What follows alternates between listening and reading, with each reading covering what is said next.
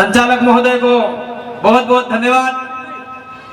और जयेश महापंचायत जो यहाँ पे हो रही है, उन तमाम साथियों को जो दूर दराज से आए हैं, उनको मेरी ओर से, रौत कांति भाई आदिवासी की ओर से भी जोहार, जय आदिवासी। और हम भील प्रदेश के मुख्य कर्म स्थली से आए हैं, इसलिए हमारा स्लोगन भी होता है जय भील प्रदेश। तो हमारी ओर से सभी को जय भील प्रदेश। मैं नितेश अलावा जो पटवारी है, उनकी बात को आगे बढ़ाना चाहूंगा।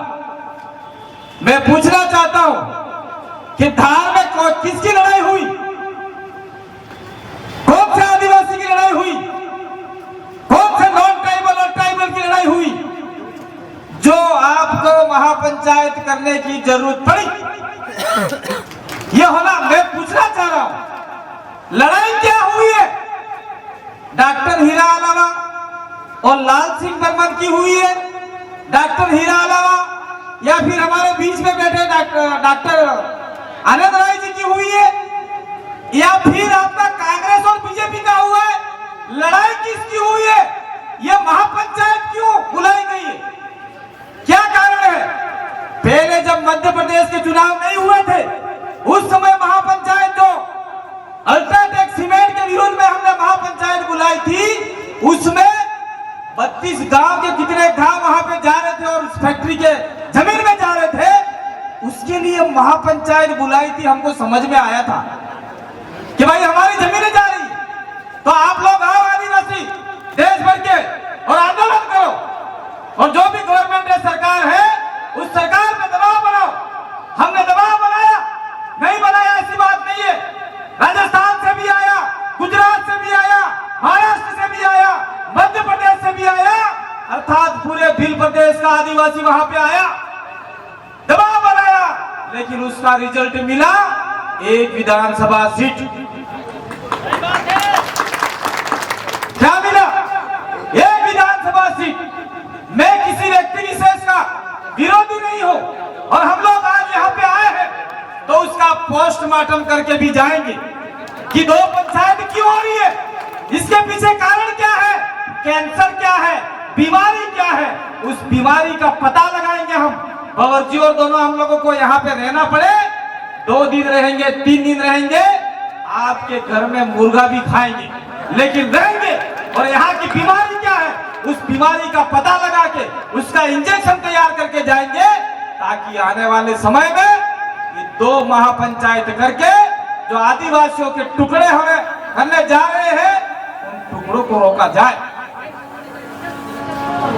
हम सोचते थे 47 आपके विधानसभा सीट है, हमको लग रहा था और आज भी लग रहा है, अगर अपन एक रहे तो 2023 के अंदर कोई भी सरकार आदिवासी का साथ लिए बिना सरकार नहीं बना सकती। लेकिन आज की परिस्थिति ऐसी हो गई है कि वो भोपाल में बैठकर देख रहा है, यहां से भी लाइव हो रहा है, और कुछ लोग भेज रहे हैं, मनावर से भी भेज रहे हैं, कुक्सी से भी भेज रहे हैं, सारे रिपोर्ट भेज रहे हैं वहां पर। और वहां पर बैठे बैठे लोग बंद कमरे में हाथ मिला रहे हैं। भाई मजा आ गया। वो जयेश वाले ज्यादा फुदक रहे थे तो हमने टुकड़ों में बांट दिया, हमने टुकड़ों में बांट दिया। ऐसा भोपाल से वो आदमी बैठे बैठे कह रहे हैं, और हम लोग आधे इधर आधे उधर। मैंने एक फिल्म देखी थी, साल 1975 में आई थी, लेकिन वो जब बड़ा हुआ, शायद मैंने 90 के आसपास एक फिल्म देखी थी, असरानी जेलर था, और फिर वो हम अंग्रेजों के जमाने के जेलर हैं, आगे इधर जाओ आगे उधर जाओ। पीछे मुड़कर देखा, एक भी आदमी नहीं था। मुझे ये लग रहा है कि आगे इधर जाओ आगे उधर जाओ, पीछे कोई नहीं है, तो हमारे ये जो भोले भाले लोग बैठे हैं, उनका क्या होने वाला है? आधे इधर हमने ये तय किया है। अब आधे उधर जाना चाहते हैं, पीछे से धक्का मारो, खड्डे में ढकेल दो, खत्म करो मामला। भाई जो यहाँ पे मूल आदमी बैठा है, उसकी लड़ाई हम लोग लड़ने के लिए आए हैं, न कि आधे उधर के लिए आधे इधर के लिए। क्या ये क्या बीमारी पाली है? क्यों पाली है बीमारी? अभी आपका पैसा एक्ट लागू हुआ, अभी बनाया है मध्य प्रदेश सरकार ने, वो पैसा एक्ट नहीं है, वो कचरा एक्ट है। मैंने अभी बावड़े अपनी कहा था, उस पैसा एक्ट को आप पढ़िए। 5वीं अनुसूची के मूल प्रावधानों के आधार पर पैसा एक्ट होना चाहिए था, उसके ऊपर महापंचायत होनी चाहिए थी, लड़ाई उसमें होनी चाहिए थी कि आदिवासी इलाके में कौन सा कानून लागू होना चाहिए, क्या हमारे प्रावधान है, कौन से हमारे विशेषाधिकार है, उसके लिए महापंचायत होनी चाहिए थी। लेकिन यहाँ तो व्यक्तिवादी महापंचायतें हो रही है, व्यक्तिवादी महापंचायतें हो रही है। यहाँ किसी पार्टी का व्यक्ति नहीं है, उधर पार्टी के व्यक्ति है, लेकिन वो भी जयेश के नाम से ही महापंचायत हो रही है, जयेश के नाम से महापंचायत हो रही है। जयेश का कोई भी एक व्यक्ति मालिक नहीं है, एक व्यक्ति मालिक नहीं है। आप लोग अगर सुनना चाहो तो सत्य बात बता के जाएंगे, जयेश हो या कोई भी सामाजिक संगठन हो, किसी एक व्यक्ति उसका मालिक बनने की कोशिश करेगा, हम ब्रह्मास्त्र बोलेगा तो उसका नस्ल नाबूद खत्म होगा आने वाले समय में, खत्म होगा वो। जयेश हर व्यक्ति ने अपने खून पसीने से, अपने मेहनत के पैसे से जयेश को आगे बढ़ाने का काम किया। क्या पड़ा है? लास्ट कोने से गुना से आदमी यहाँ पे आ रहा है, झाबुआ से यहाँ पे आदमी आ रहा है, कोई कितने 300 किलोमीटर से आ रहा है, कोई 400 किलोमीटर से आ रहा है। जयेश के पास कोई कोस है क्या? कोई पैसा है क्या? वो खुद का पैसा लगा के आ रहा है, वो सोच रहा है नहीं भाई इन्होंने हमारा शोषण किया, उन्होंने शोषण किया, अब हमारे आदिवासियों की जय युवा शक्ति बनी है, वो कहीं न कहीं हमारे लिए अच्छा काम करेगी, 5वीं अनुसूची लागू करवाएगी। आपके बहुत सारे आदिवासी जेलों में डूसे जा रहे हैं, उनको कम करवाएगी। कमलेश्वर डोडिया जैसे, ये आपका रामदेव काकड़िया जैसे लोग, उनको जिला बदल कर दिया जा रहा है, उनका जिला बदल हम लोग रुकाने का प्रयास करेंगे। उसके लिए जहां महापंचायत होना चाहिए था, आज किसी की लड़ाई नहीं हुई है, मजबूरन होकर हमको ये बात कहनी पड़ रही है। हम लोग उनके भी विरोधी नहीं है, हम लोग आपके भी विरोधी नहीं है, लेकिन जहां पर कोई राजनीतिक मंच नहीं होगा, कोई राजनीतिक आदमी नहीं बैठेगा, वहां पे हम लोग जरूर जाएंगे। ये जो जयेश महापंचायत है, उसके अंदर थोड़ा सा हमें 1% की कमी लगी है, लेकिन यहाँ पे जितने भी हमारे महापुरुष बैठे हैं वो सामाजिक जयेश महापंचायत है, और वहां जो बैठे हुए हैं वो एमएलए उस मंच पे बैठे हुए हैं, इसलिए वहां की जो महापंचायत है वो सामाजिक नहीं होके एक राजनीतिक चोला पहने हुए हैं। मैं ये कहना चाह रहा हूं आप लोगों को।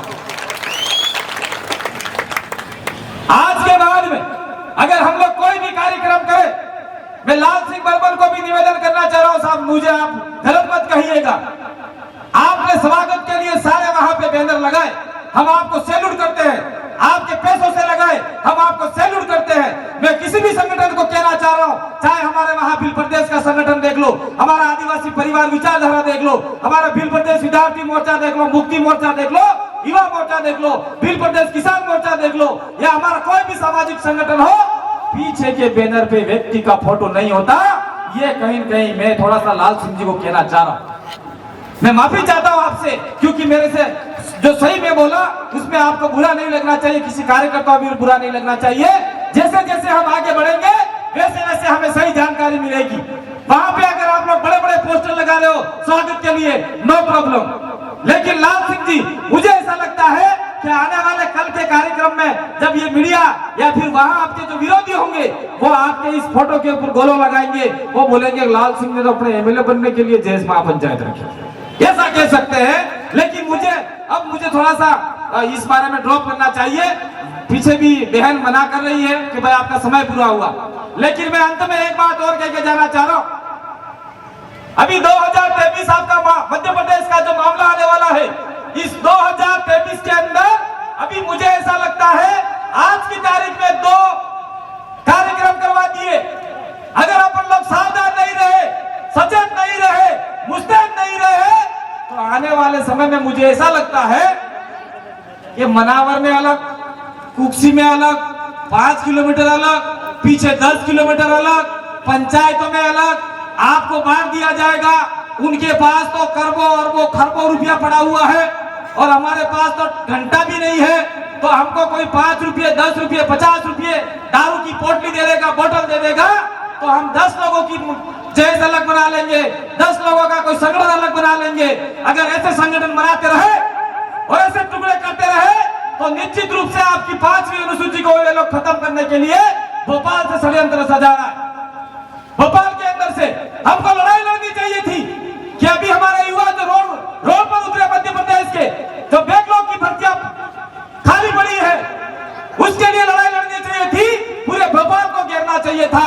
और मैं आपको निवेदन करना चाहता हूं, अगर आप लोग भोपाल को घेरने की तैयारी करते हैं, जैस और आपके जो भीम आर्मी वाले जितने भी मिलके वहां पे आप लोग तैयारी करते हैं, तो निश्चित रूप से हम भी प्रदेश के कारवा लेके भोपाल पहुंचेंगे और आपके साथ में कंधे से कंधा मिला के इस लड़ाई को लड़ेंगे, ताकि आने वाले समय में युवाओं को समझ में आए कि नहीं भाई, मैं जैस के साथ में रहा, भीम आर्मी के साथ में रहा, तो मेरे परिवार में एक व्यक्ति नौकरी लगा, एक व्यक्ति नौकरी लगा। हमारा मूलधन यह होना चाहिए, जैस का हो चाहे किसी भी संगठन का हो, कि हमारा सिद्धांत यह होना चाहिए कि हमारे कार्यक्रम में आने वाला हर व्यक्ति, हर सदस्य जानकारी से लैस हो, संविधान की हर मानवीय ज्ञाता को जाने। और मैं और एक बात और कह के जाना चाह रहा हूं, पुलिस भाई यहां सुन रहे, मैं हर सभा में कहता हूं, जब तक अपनी बोली में नहीं बोलोगा, अपने भाषा में नहीं बोलोगा, आदिवासियों का मूल रक्षात्मक कवच है अपनी बोली। हिंदी कोई आदिवासियों की मातृभाषा नहीं है और देश की भी मातृभाषा नहीं है। हिंदी भाषा मातृभाषा नहीं है, वो कुछ लोगों की मातृभाषा है। आपके इलाके में निमाड़ी बोल दिया, हमारे कुछ इलाके में मालवी बोल दिया, उधर मेवाड़ी बोल दिया, उधर बागड़ी बोल दिया, उधर महाराष्ट्र बोल दिया, उधर उसका गुजराती बोल दिया। यहां से लेके एक अंग्रेज का एनालिसिस है 1905 के अंदर, उसने एनालिसिस किया था, उदयपुर से लेके भोपाल और भोपाल से लेके बॉम्बे तक जो बोली बोली जाती है उसको भीली या बिलोड़ी कहते हैं। चाहे आपके भिराला, राठा, मारेला, चारेला कोई भी हो, वो जो बोलने वाली भाषा है, बोली है, उसको भीली कहा जाता है। और मैं बात इसलिए कहना चाह रहा हूं कि 5वीं अनुसूची में यह लिखा हुआ है 100% मालिक का हक, मालिक तत्व का हक आपको है, आदिवासियों को है, आदिवासियों को है। दूसरी बात यह भी है कि इंडियन पेनल कोड आरपीसी और सीआरपीसी, इंडियन पेनल कोड 1860 और सीआरपीसी आदिवासी इलाके में सीधे तरीके से आदिवासी लोगों के ऊपर लागू नहीं होती। ये मैं नहीं बोल रहा हूं, सुप्रीम कोर्ट का जजमेंट बोल रहा है। लेकिन आज हम जानकारी के अभाव में थाने वाले आते हैं, पकड़ के ले जाते हैं और बंदर बंद कर देते हैं।